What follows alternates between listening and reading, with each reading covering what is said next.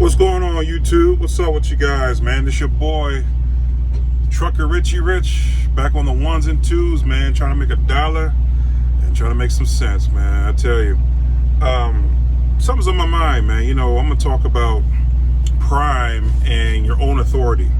Okay, I had a guy come up to me in the truck stop. I was up there in Pennsylvania, central Pennsylvania, I guess north of Harrisburg, and the guy was telling me, it was like, man, you should get your own authority, man. I don't know why you want to run a lease carrier.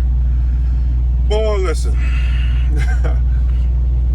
You know, at this time, I wouldn't touch your own authority for nothing. I just wouldn't. It's not worth it. You know, a lot of guys out here claim that you really can't make any money leasing onto a carrier, and that's a lie.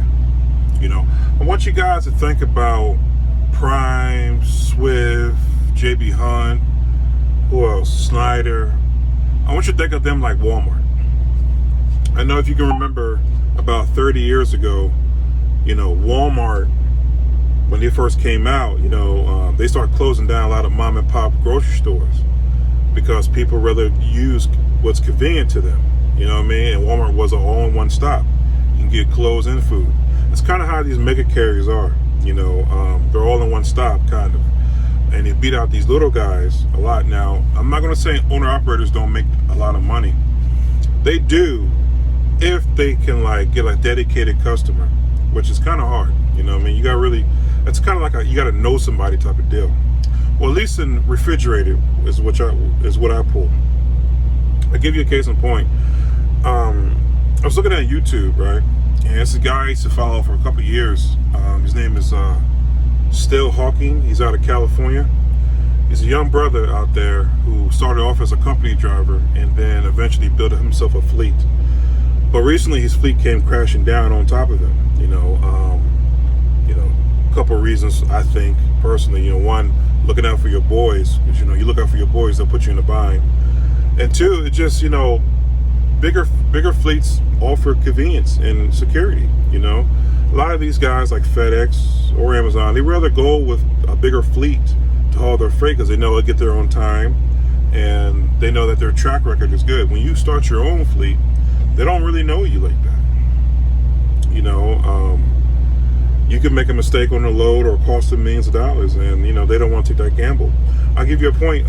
When I was in New Mexico with my student, speaking of student too, I think I'm gonna pull another student also, but when I was in New Mexico with my student, he got sick and we couldn't finish that FedEx load we picked up out of Cali. So what Prime did is they did a repower, which is like a relay race. They had another team come and get it and deliver it on time. See, when you have your own authority, you can't do that, and they don't want you late. You know what I mean? So sometimes having your own authority is just not the best thing. There's also another guy who's driving for Prime that I kind of followed too. His name was Be Smooth. I think his username was Be Smooth on YouTube. And he just parked this truck, from my understanding. He's not even driving. You know, because the rates are so bad for these owner-operators. So you got a problem out here. You know, I had a buddy of mine once get like a brand new truck. I think he was paying something like $3,500 a month for his truck. Then he went and got his own authority, which you can get your own authority through ODA down there in Florida. I think they're called the Owner Operators Association or something. They'll help you get your own authority. I think you just gave them like $900 and they'll walk you through the process of getting your own authority. And the insurance quote that guy got was something ridiculous, man. I think they told him they wanted like $5,000 down and something like $2,500 a month. You know what I mean? And that's just, that's ridiculous. You know, the good thing about pulling that Prime under their DOT number is that my insurance per month, if I'm not mistaken, is like $300 a month.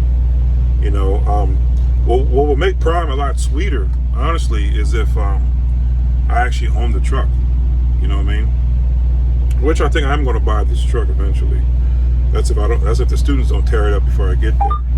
Oh, this thing's beeping. Stop beeping. But to be honest with you, man, it's like, would I want to have my own authority now? No. I mean, the rates are so bad out here. There's guys actually losing money hauling freight. And it's kind of hustling backwards, you know what I mean?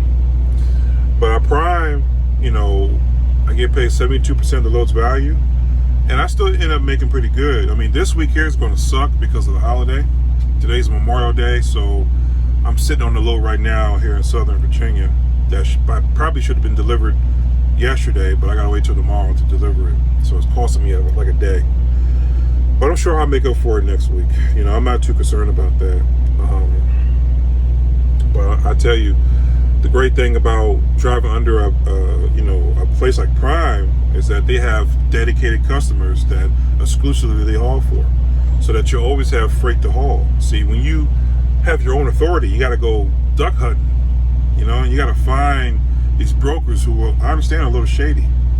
You know, I had a buddy who worked for Landstar, and he used to tell me all the time. He said, "Rich, there's loads that don't even hit the load board." What type of shit is that?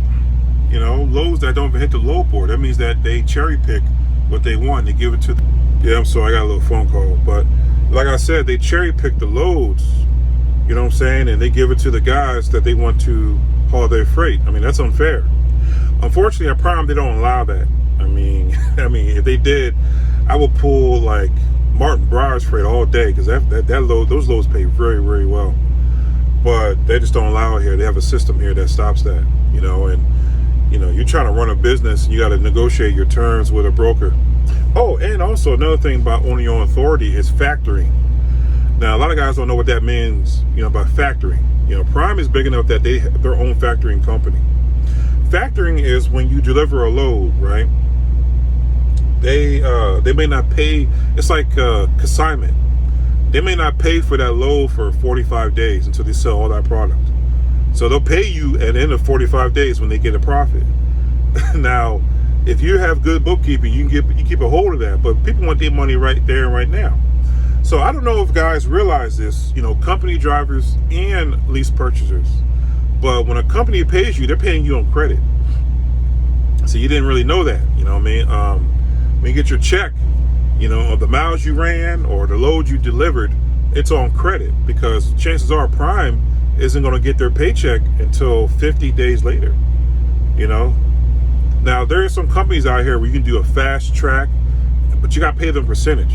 You know what I mean? I think it's something like, some of them are 1%, some of them are 7%. But do you want to lose that kind of money? You know? No, it's not worth it. And some brokers don't even offer that. You know, they want to get everything sold before they pay you. So you're kind of running on credit for at least a month and a half. So owning your own authority, to me, is a lot of drawback.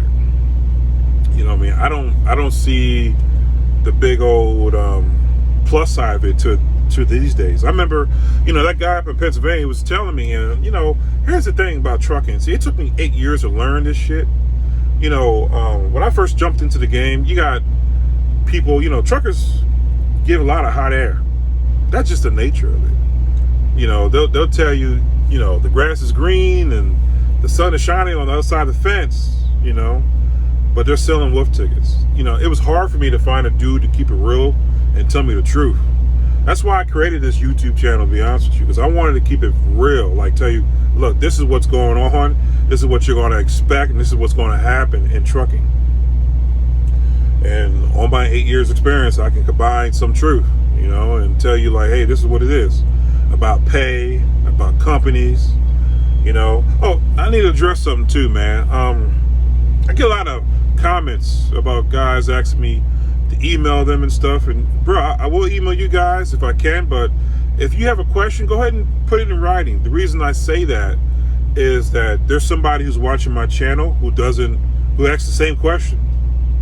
So it stops me for, you know, not answering your question, but answer everybody's question at the same time. You know what I mean? Because trust me, your concerns are the same concerns everybody has coming into trucking, because we don't know anything. Well, you guys may not know anything, you know. It takes some time to learn this business, you know. But yeah, would I own the own truck? I'm going to own the truck, but I won't never own my own authority. You know, I'll think that I'll just pull from different carriers, you know. I think owning your own authority really comes into play is when you do the what is it, the day ridge stuff, the you know, the stuff where you pull off the ports. You know, you pull those metal containers off the ports, Because, you just go down there, grab a container, drive it 200 miles and drop it and go back. I mean, that seems a little more manageable to me than actually going over the road as a true owner-operator where you own your own business. That port stuff seems a little more consistent to me. That's probably my extent of doing that. I tried the owner-operator thing one time, and I'm going to tell you, it was frustrating. It was frustrating, man. You get on the phone with these brokers, and they play you because their job is to get get you to haul the freight the cheapest they can find. They're not really trying to give you fair wage. Like you really have to get nasty with some of these dudes sometimes. Then you got a problem trying to get paid. You got to watch their credit rating because you can haul somebody's freight and then they won't pay you because their credit rating sucks. And I'm sure a whole lot of that's going on right now. So the best thing in working for Prime is you ain't got to worry about that. Prime does their own factoring. They're a big enough corporation to where if a customer doesn't pay, I'm sure they're going after them and suing. And it's not going to be a situation where you got to hold the freight hostage to get your check. Because some truckers out here do that, But so far, man, it's happy Memorial Day for anybody who served. I served at 131st back in the day out of Fort Benning, and today's Memorial Day. I wish I can get a hot dog and hamburger, but nothing open because of this virus. But I want to put it out there. I'm going to train. I'm looking for a trainee. If any of my subscribers want me to train them, just drop a comment, and when you apply for the job, put my driver code in there, and let's see if we can link up. Now, this is what I require from my trainees. Let me put it out there in the open, so there'll be no questions, okay? One, if you live in North Carolina, South Carolina, Georgia, Virginia, even Tennessee, I'll train you. If you're a non-smoker, non-tobacco user, don't use any tobacco products, I'll train you. If you take proper baths and showers, I'll train you. Okay? If you know how to keep the area clean, and take direction, I will train you. Okay? I'm a very easy guy to get along with. My last two trainees, I got along with them pretty well. It just didn't work out. One had a family emergency, and the other one got sick on me. He was a good student, but the problem with him was he lived in Texas, and when we correlated home time, it probably became an issue. Because he would have missed 2 weeks because I would have took a week off, and then it would have been a problem. But I like to train somebody who's kind of in the southeast of the United States. So if you're from there, go ahead and give me a drop. Let's link up. Hopefully you'll be a good student and I'll be a good trainer. But that's what I want to do. I wanted to touch on that owner-operator, your own authority thing. Because I get a lot of guys out here, they'd be, why you want to why you want to be your own boss? And why you want to drive government speed? Because when you're your own boss, you can hammer down, But, I'm kind of glad Prime puts a governor on the trucks. Because, one reason is, the faster you go, the more fuel you'll burn. You know what I'm saying? You can really, if you're doing 75 miles an hour in a truck all the time, man, your fuel costs will go out the window. And see, that's the biggest thing out here being an owner-operator or a lease purchase guy. Your variable cost is fuel. Fuel fluctuates up and down. There's times, man, where, honest to God, I ran my fuel so good that they were paying me to haul the freight.